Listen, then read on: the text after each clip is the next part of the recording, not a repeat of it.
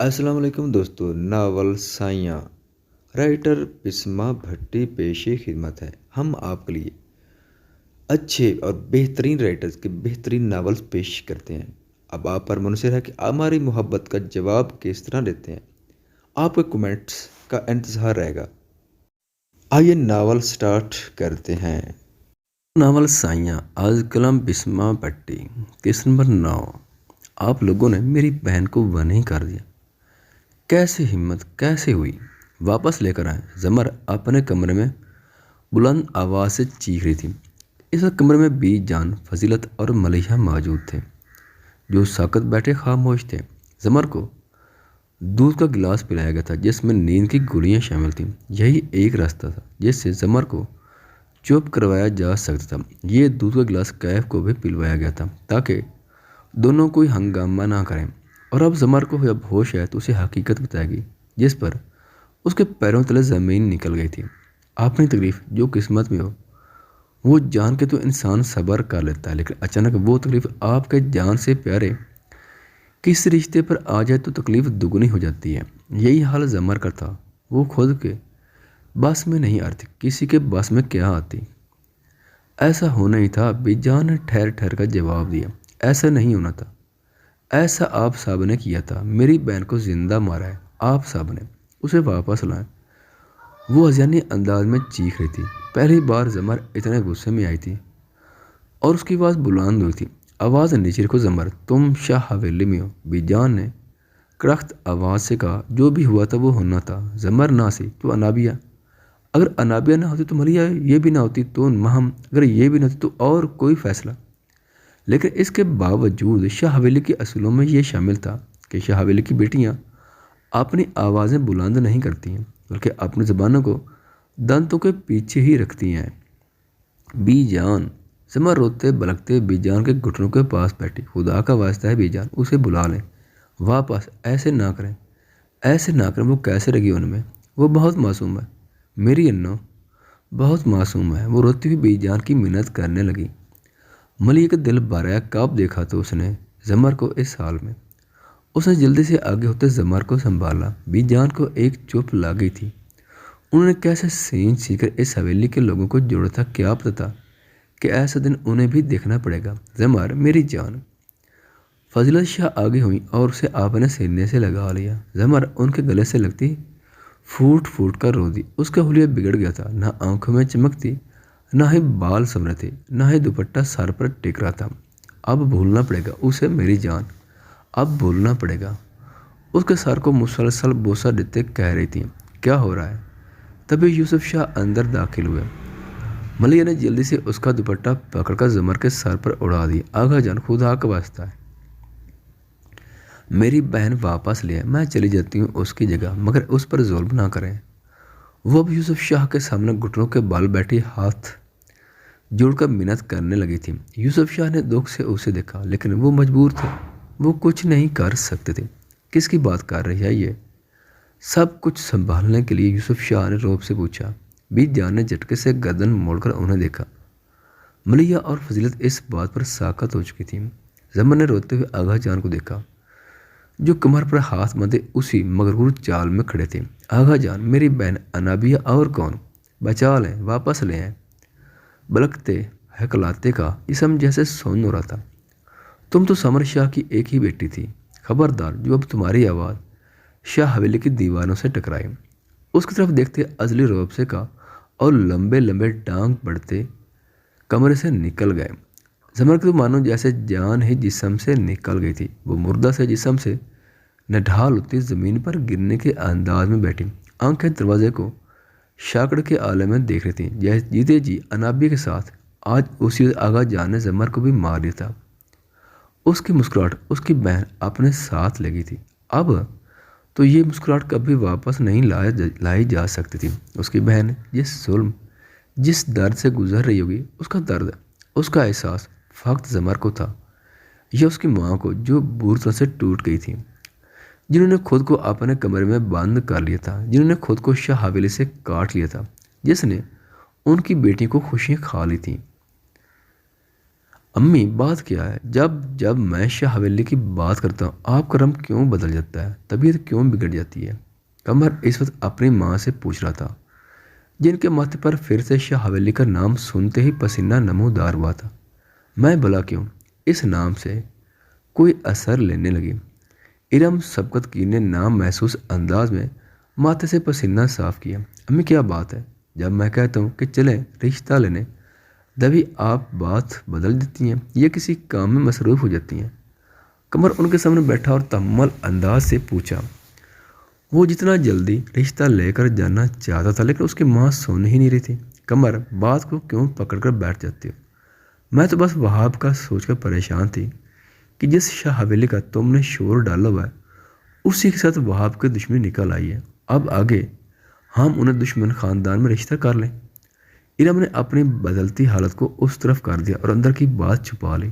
अम्मी ऐसा कुछ नहीं है, वहाब का लेना देना नहीं है। वो तो शुआब भाई ने गलती की थी, लड़ाई में पहल की थी, गलत अल्फाज अदा किए थे। और आप जानती हैं कि शाह खानदान घरत के मामले में कैसे होते हैं। अपनी अम्मी का हाथ पकड़कर उन्हें समझाने के अंदाज में कहा, जानती हूँ बहुत गैरतमंद होते हैं, एक ही मिनट में फैसला कर देने वाले। इरम सबकत की इनकी खोई हुई आवाज़ उभरी जैसे माजी की किसी याद में खोए हुए कहा गया हो। आप परेशान ना हो, वो ऐसा ख़ानदान नहीं है कि हम खतरे में आ जाए। और वैसे भी मैं एक आर्मी ऑफिसर, मुझे किससे खतरा होना, मैं तो खुद संभाल लूँगा। ने उनके हाथों पर दबाव देते कहा, हम फिर बात करते हैं उस पर। ये बताओ कि आज उनका फैसला था ना, क्या बना? इरम ने बात को ख़त्म करने के लिए कहा, हाँ मेरी बात नहीं हुई आपसे, मैं करता हूँ उससे बात। वैसे सुबह बता रहा था कि नियाज अंकल बहुत बुरी डिमांड कर रहे हैं। कमर ने परेशानी से बताया। उसे सोचकर ही गुस्सा आ रहा था, क्यों, क्या मांग रहे हैं इंसाफ में? इरम ने हल्क तार करते पूछा, ऐसे जैसे उनकी ज़िंदगी के पल कहीं से घूम कर आ गए। यही शाह हवेली की कोई खूबसूरत बेटी या बदले में खून?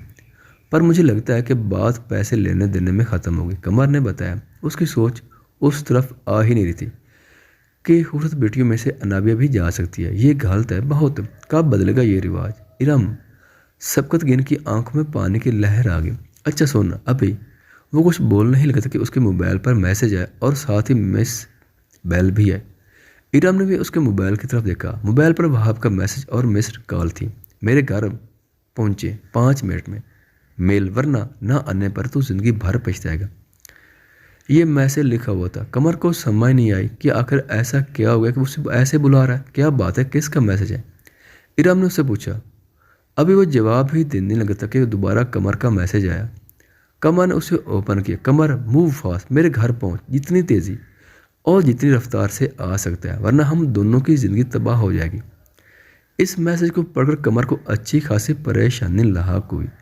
वो तेज से अपनी जगह से उठा और इरम की आवाज़ों का जवाब दिए बिना गाड़ी की चाबियां उठाता बाहर निकल गया। उसका इरादा अब वहाब के घर जाने का था। या अल्लाह, खैर करना मेरा मासी मेरे बेटे के सामने ना आए।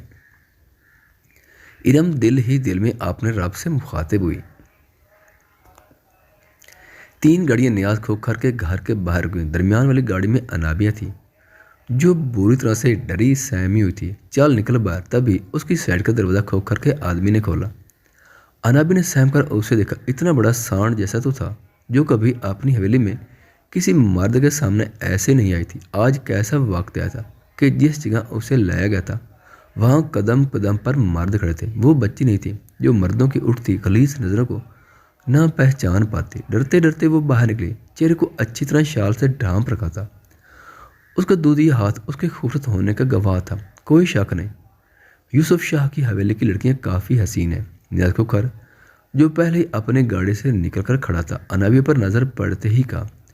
वहाब ने बहुत मुश्किल से खुद को कंट्रोल किया। वो एक आर्मी ऑफिसर होने के बावजूद कोई इख्तियार नहीं रख पा रहा था। बाबा, मुझे इस लड़के से अकेले में मिलना है, उसका दिमाग दुरुस्त करना है कि ये कोई भागने का प्लान ना बना पाए। वहाब ने सुर्ख आंखों से अपने बाप को देखते कहा, अरे वाह, मेरे बेटे को जल्दी अकल आ गई। नियाज खोखर मकरू हंसी हंसता बोला। उसके साथ ही सब पीछे हंस दिए। वहाब का इन सब को कत्ल कर देने का दिल कर रहा था। अनाबी वहाँ से डरी थी। उसे नहीं इल्म था कि उसके साथ वो क्या करना चाहता था। जैसे जैसे वहाब के कदम उसकी तरफ बढ़ रहे थे वो वैसे वैसे पीछे कदम लेती, बुरी तरह खुद से लर्ज रही थी। नफे में सर हिलाती कदम पीछे ले रही थी। वहाब को कोई खुशी नहीं मिली थी ऐसा करने से, लेकिन उसे करना पड़ा, वरना उसका बाप ऐसी हरकत करता वो और कितना पीछे जा सकती थी। उसकी कमर गाड़ी के साथ लगी जाकर। अनाबी ने खौफजदा नजर से वहाब को देखा। वहाब ने आगे बढ़कर उसकी कलाई पकड़ी। अनाबिया खौफ से कांप रही थी। उससे पहले वो कोई मज़ाहमत करती, वहाब ने उसे अपने साथ खींचा, अपने घर की तरफ चलने लगा। अनाबिया गिरती पड़ती उसकी तेज़ रफ्तार में तकरीबन घसीटती जा रही थी और वहाब लंबे लंबे डग भरता, बस जल्दी से अंदर जाना चाहता था। सब तमाशाई बने मकरूह मुस्कुराहट से ये मंजर देख रहे थे। खोखर के चेहरे पर अलग ही फतह की हंसी थी। वो यूसुफ शाह को सारे गांव के सामने नीचा दिखाकर उसकी हवेली की बेटी को वन्नी बनाकर लाया था। अपने ही फैसले से मुकर गया था कि उसे लड़की गुलामी में चाहिए। इस वक्त यूसुफ शाह मजबूर था, वरना वो उसकी ज़बान को गुत्थी से खींचकर और उफ भी न करता। जैसे ही वो दरवाजे से अंदर दाखिल हुआ तो उसका खास मुलाजिम अदब से हाथ बांधे पहले ही खड़ा था। फैज़, तुम्हें होशियारी से इस कमर को पिछले दरवाजे से मेरे कमरे में लाना है। बाबा या घर के किसी फर्द को खबर ना हो। ओके, उसके पास रुक जा। वहाब ने सरगोशी के अंदाज में कहा। वो ये बात अनाबी के सामने भी नहीं कह सकता था। बेफिक्र रहिए आप सर, फैज़ ने अदमन झोंक कर कहा। वहाब ने सर असबात में हिलाया और अनाबी को उस तरह खींचता अपने कमरे की तरफ ले गया। कमरे में दाखिल होकर अनाबी का हाथ छुड़ा और दरवाज़ा बंद किया। खुदा का वास्ता मेरे साथ कुछ मत करें, आपको अल्लाह का वास्ता मेरी इज्जत मजरूह मत कीजिएगा। उसके सामने हाथ जोड़ती कई कदम के फैसले बनाती बोल रही थी। आंखें सुर्ख हो गई थी और आंसू रुखसार को भगो रहे थे। उसे लग रहा था कि अब शायद वही होगा जो हर वनी के साथ होता आया, उसे भी रखेल बना दिया जाएगा। लिसन, चुप कीजिए। वहाब उसके सामने आता आहिस्ता आवाज़ से बोला। उसके लहजे की नरमी और चेहरे की संजीदगी ने अनाबी को खामोश करवा दिया और वो क्या कर सकती उसकी सुनने के अलावा। मेरा पहले ही निकाह हो चुका है, मैं इन असूलों को नहीं मानता। ये वनी गुलामी, खून का बदला खून, ये बकवास है। वहाब ने उससे चंद कदम की दूरी पर धीमी आवाज़ में कहा ताकि कोई बाहर भी ना सुन सके। अनाबी की हैरत से आंखें खुल गई। वो तो बहुत कुछ सोचकर बैठती, लेकिन ये जो सामने शख्स था वो क्या कह रहा था उसे ये भी किसी किस्म की साजिश या उनका तरीका कार लगा। मैं सच कह रहा हूँ, मैं आपको यहाँ नहीं लाना चाहता था। वहाब ने उसके चेहरे पर मौजूद हनूस खौफ और बेयकीनी देखते कहा। मजाक कर रहे हैं, क्यों लिया फिर वनी में मुझे? अनाबी ने खुद के गिर्द चादर को अच्छे से लपेटते डर डर का सवाल किया। उसका जिस्म अब भी डर से कांप रहा था। मुझे मजबूर किया गया था, जो मेरी मनकूबा है उसे मारने की धमकी दी गई थी। उस पर अब तक बंदूक चला रहे थे। अगर मैं ना ये करता मुझे को लाना पड़ा। वहाब ने अपनी मजबूरी बताई, जिस वजह से आज उससे एक गुनाह के बराबर गलती हुई थी। अब क्या करेंगे आप? अनाबी ने दोबारा डरते सवाल किया। वो तो समझ गई थी कि ये लड़का अपनी मनकुआ के लिए सच्चा है, लेकिन उसका क्या जिसे हवेली से दूर यहाँ लाया गया है? मैं आपको इन हैवानों के पास मरने के लिए नहीं छोड़ सकता। वहाब परेशानी से बोला और अपने बेड पर बैठ गया। उसे बस कमर का इंतज़ार था। क्या करेंगे आप? दीवार से खुद को लगाते उसी डर से पूछा। मैं जो भी करूँगा आपकी बेहतरी के लिए करूँगा, बस चुप रहिएगा, जो कहूँ मान लीजिएगा। वहाब ने उसकी तरफ मिन्नत के से अंदाज में कहा। वो खुद मजबूर था इस वक्त। क्या ऐसा नहीं हो सकता कि कुछ ना हो? अनाबी ने गला तार करते पूछा। वहाब ने उसे देखा। अब उसे समझ नहीं आई थी कि क्या कह रही है ये। मतलब, मैं निकाह नहीं करना चाहती। ना ही, प्लीज़ मुझे किसी के सामने मत पेश कीजिएगा। मैं किसी की अमानत हूँ, मैं अपने साईं की अमानत हूँ। मुझे मार दें, लेकिन ऐसा कुछ मत कीजिए जो मैं ना कर सकूँ। उसके नरम लहजे की वजह से वो अपने दिल की बात कहेगी। उसे इल्म था कि अगर कोई और होता तो अब तक उसे किसी काबिल ना छोड़ता। देखें, आप अच्छे से जानती हैं आप कहाँ हैं, और अभी सबको यही लग रहा कि मैं इस वक्त आपको कमरे में क्यों और किस लिए लेकर गया हूँ, लेकिन मैं जो करूँगा आपको खामोशी से करना होगा। वह बात की असलियत को बात में ही छुपा गया था। उसे शर्मिंदगी हो रही थी कि वो उस लड़की के सामने अपने घर वालों की क्या हकीकत आश्कार कर रहा है, लेकिन ये सच था। इससे पहले कि अनाबिया कुछ कहती दरवाज़ा नाक हुआ। वहाब तेज़ी से उठा और दरवाजे की तरफ बढ़ा। उसे नाक से अंदाज़ा हो गया था कि कौन होगा। अनाबिया सहम कर और दीवार से लागे। आज उसने शाल को पिन किया हुआ था, तभी उसका नकाब नहीं उतरा था, और शायद ये नकाब उतर भी जाता अगर वहाब की जगह कोई और होता। वहाब ने दरवाज़ा खोला। क्या हो गया था तुझे? और पीछे दरवाजे से क्यों अंदर लेकर आए हो? क्या? कमर जो दरवाज़ा खुलते ही अंदर आया था, लेकिन उसकी बोलती तब बंद हुई जब सामने अनाबिया को दीवार से लगे पाया। बोलती क्या कदम भी जम गए थे। ये तुझे नज़र आ रही है? कमर को अपना वहम लग रहा था। तभी गर्दन मुड़कर वहाब से पूछा, जो परेशान सा कुर्सी पर बैठा मोबाइल पर नंबर डायल कर रहा था, वो सच में है यहाँ? काल मिलाते कमर को देखते का और नजरत दूसरी तरफ कर ली। उसे इस वक्त कमर से नज़रें मिलाने की हिम्मत ना थी। जिससे मोहब्बत करता था, उसका जिगरी यार, उसी की मोहब्बत को वनी बनाकर ले आया था। कैसा दोस्त था। क्या ये यहाँ क्यों है? कमर को किसी अनहोनी का खादशा हुआ। तेजी से पलटकर वो वहाब की तरफ देखते बोला, चुप रहे। वहाब ने उसे कहा और मोबाइल पर ध्यान दिया। क्या मतलब है? ये यहाँ क्यों है? तू आज जरगे में गया था ना? क्या फैसला हुआ? बकवास ना करना, सच बोलना, क्या कर रही है यहाँ? कमर इस बार काफ़ी गुस्से से बोला। उसे शक हो सके, बल्कि उसकी छठी हिस्स बता रहे थे कि मामला कुछ और है। अनाबी ऐसे यहाँ वहाब के घर नहीं हो सकती थी। हाँ फैज़, भेज दो। वहाब ने उसके गुस्से को बर्दाश्त करते काल पर कहा और काल काट दी। गहरा सांस भरा और उसे देखा, जो गुस्से से भरा सुर्ख चेहरे से उसे देख रहा था। तेरा निकाह है उनके साथ, अब चुप रहना। उसके सामने आते संजीदगी का मतलब तू यहाँ उन्हें फैसले में लाया। कमर बेयकीनी से बोला, कमर सुन यार, तुझे ये निकाह करना होगा, वरना सब मुझे गुनाह पर उकसा देंगे। इससे निकाह कर और लेकर निकल यहाँ से।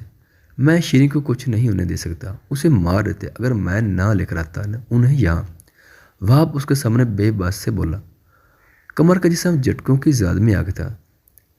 उसकी सम्मत इस बात को कबूल नहीं कर पा रही थी कि उसकी मोहब्बत को वनी किया गया था। प्लीज़ यार। वहाब उसके सामने हाथ जोड़ते बोला। कमर की आंखें हैरत में अब तक मुबतला थी। उसने पलटकर अनाबी को देखा, जो सहमी डरी हुई दीवार से लगी थी।